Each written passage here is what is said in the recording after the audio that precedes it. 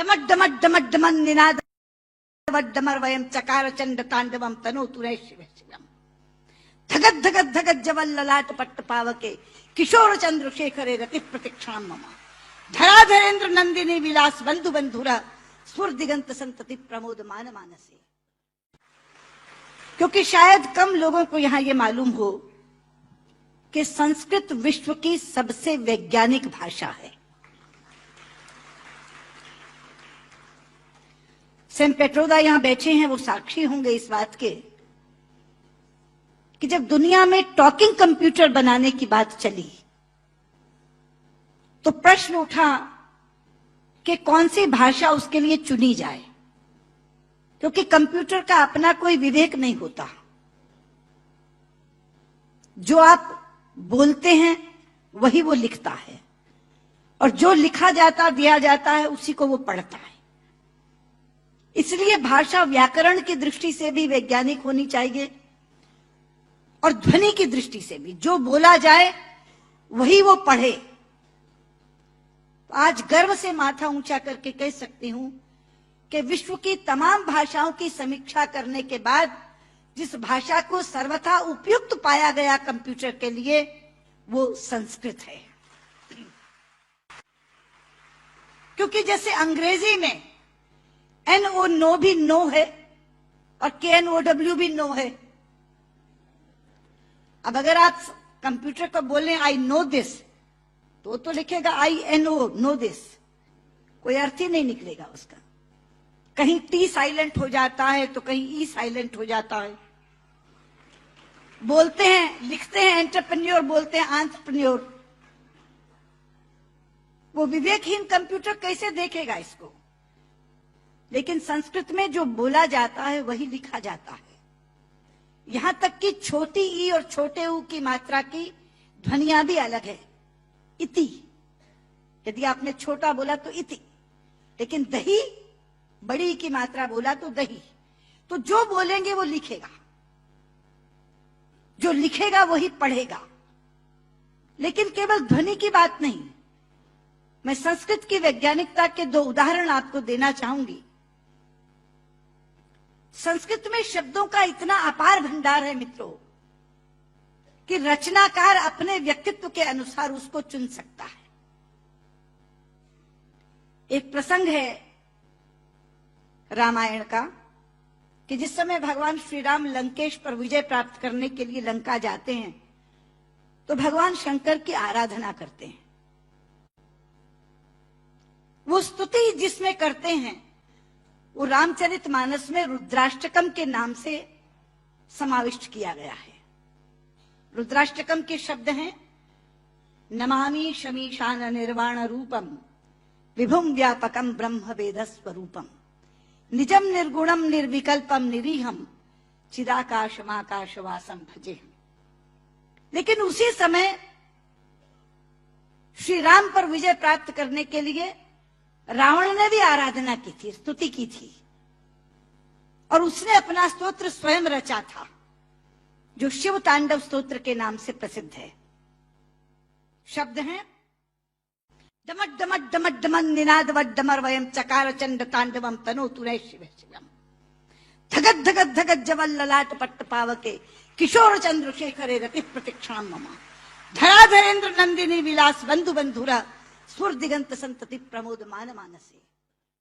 यहां बैठे किसी एक 5 वर्ष के बालक के सामने यदि मैं केवल ये 2 श्लोक रख दूं और ये कहूं कि बच्चा ये बताओ इसमें से कौन सा रावण ने रचा होगा और कौन सा राम ने पढ़ा होगा, तो बिना कुछ जाने वो कहेगा कि डमट डमट डमट डमन ये रावण का श्लोक होगा, क्योंकि शब्द उसके व्यक्तित्व से मेल खाते हैं।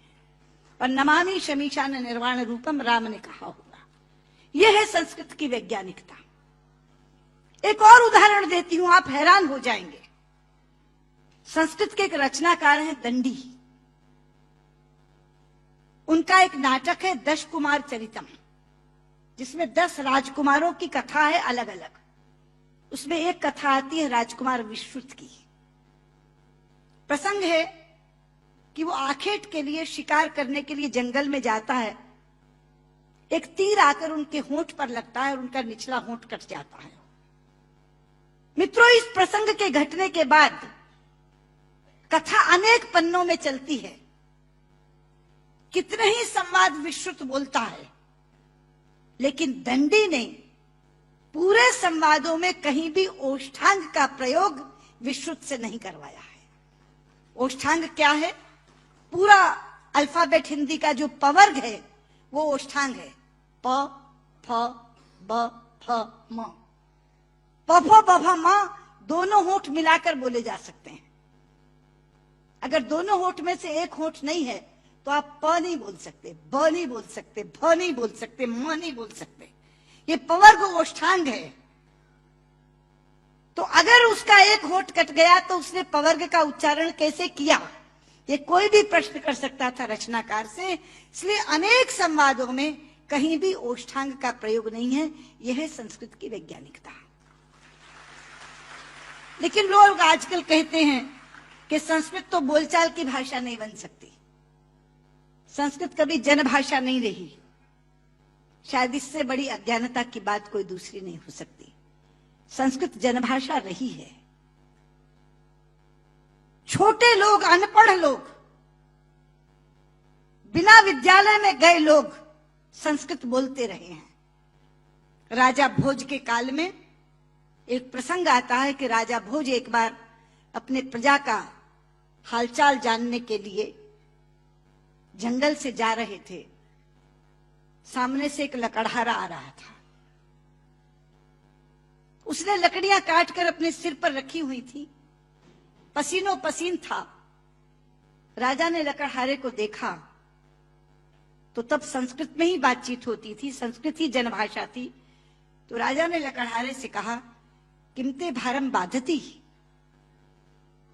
क्या ये भार तुम्हें कष्ट पहुंचा रहा है?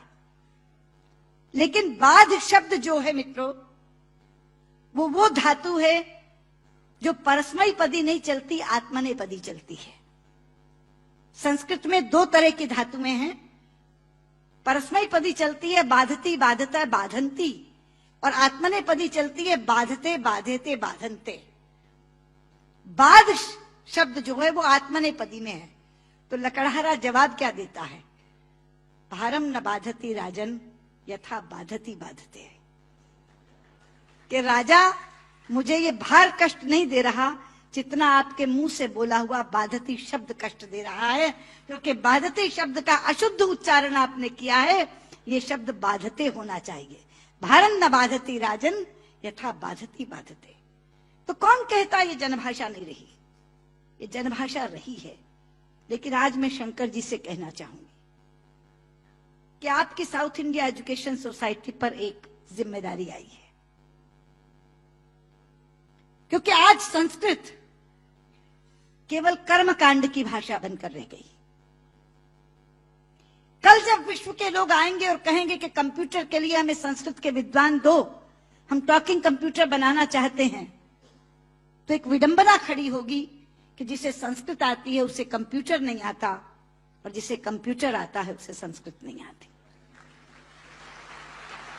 इसलिए केवल साइटेशन संस्कृत में पढ़कर अपने कर्तव्य की तीसरी मत कर लीजिए। साउथ इंडिया एजुकेशन सोसाइटी का ये फर्ज बनता है, ये कर्तव्य बनता है कि वो ऐसे लोग पैदा करे जो संस्कृत और कंप्यूटर दोनों के परम विद्वान बने। और उस समय जब हमारे सामने ये बोध आकर के खड़ा हो, ये विषय आकर के खड़ा हो कि टॉकिंग कंप्यूटर के लिए संस्कृत के विद्वान चाहिए, तो साउथ इंडिया एजुकेशन सोसाइटी कहे, ये लीजिए हम देते हैं जो संस्कृत के भी ज्ञाता हैं और कंप्यूटर के भी ज्ञाता हैं। क्योंकि अथाह भंडार भरा पड़ा है हमारे ज्ञान का, हमारे शास्त्र, हमारे उपनिषद, हमारे ग्रंथ, और उन ग्रंथों की सोच लोगों तक पहुंची नहीं। आज अभी शंकर जी अपने प्रारंभिक वक्तव्य में कह रहे थे, उदार चरिता नाम वसुधैव कुटुंबकम। ये संस्कृत जानने वाले की सोच है। संस्कृत बोलने वाला पूरी पृथ्वी को परिवार मानता है, वसुधैव कुटुंबकम। संस्कृत बोलने वाला पृथ्वी को परिवार मानता है, और अंग्रेजी बोलने वाला विश्व को बाजार मानता है। और ये सोच का अंतर है, क्योंकि परिवार में प्यार होता है मित्रों, बाजार में व्यापार होता है, केवल व्यापार, शुद्ध व्यापार। लेकिन ये कौन बताएगा लोगों को कि भारतीय संस्कृति में पूरी पृथ्वी को, पूरी वसुधा को कुटुंब मानने की भावना है। सर्वे भवन्तु सुखिनः, हम तो सर्व की बात करते, सर्वे सन्तु निरामया, सर्वे भद्राणि पश्यन्तु मा कश्चित् दुर्भाग् भवेत्।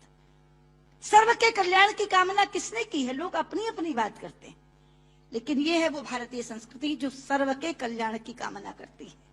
इसलिए बहुत ज्यादा आवश्यक है कि ये ज्ञान जो छिपा पड़ा है पुस्तकों में, केवल इस कारण नहीं पहुंच पा रहा कि ऐसी भाषा में है जो भाषा मृतप्राय होती जा रही है, जो भाषा केवल मंत्रोच्चार की भाषा बन गई है कि विवाह पद्धति करानी है, जन्म मरण कराना है तो पंडित जी को बुला लो, वो भी अपना आधा अशुद्ध और आधा शुद्ध बोल के चले जाते हैं, क्योंकि उनको भी कोई टोकने वाला नहीं, उनको भी कोई कहने वाला नहीं कि आप क्या कर रहे हैं। इसलिए साउथ इंडिया एजुकेशन सोसाइटी पर यह जिम्मेदारी आई है, आप इस काम को करें। और मैंने अभी जब आप बैठे थे तो मैंने आपसे कहा था कि जो 2.5 लाख का पुरस्कार आपने मुझे दिया है मैं आपको वापस करती हूं, आप इसी पुण्य कार्य में आप उसका इस्तेमाल करें और ये काम आप जरूर करेंगे। मुझे लगता है तभी मेरा यहाँ आना सार्थक होगा। बहुत बहुत